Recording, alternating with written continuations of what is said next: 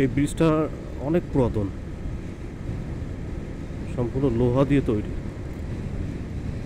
আমি এর আগে কয়েকবার গিয়েছি, এখানে কোনো টোল নেয়নি। জানি না, বলতে পারি না, তবে 10 টাকা টোল নাই এই ব্রিজটা পার হতে।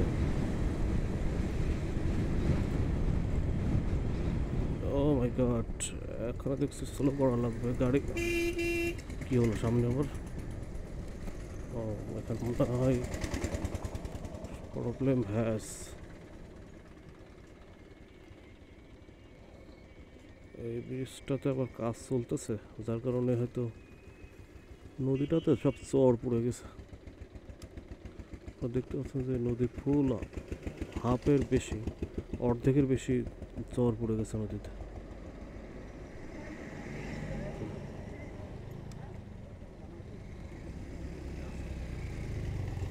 এভাবে নাকি? কিছুই তো বলে না। ব্রিজের কাজ চলতেছে, সেটা সম্পূর্ণ লোহা দিয়ে তৈরি ব্রিজটা। এই হলো পিছনে আবার।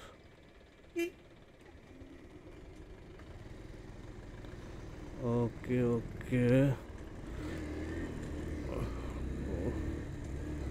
তাড়াতাড়ি করে পার হয়ে যায়।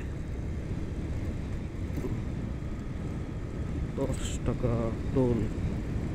বাংলাদেশে একটু একটা ব্রিজ যদি একটু বড় হয়, হ্যাঁ না, এটা টোল ধরা শুরু, মানে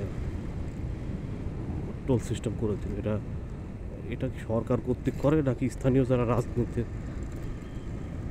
রাজনীতি করে, নেতা টেতা আছে, এরা করে, আল্লাহ জানে।